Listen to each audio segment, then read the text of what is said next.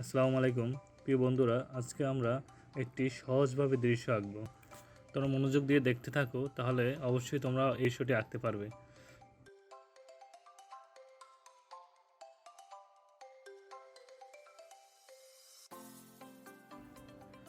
প্রথমে দেখো, আমরা উপর থেকে ঘর আঁকবো।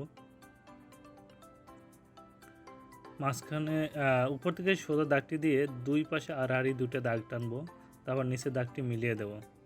এটা হলো ঘরের চালা।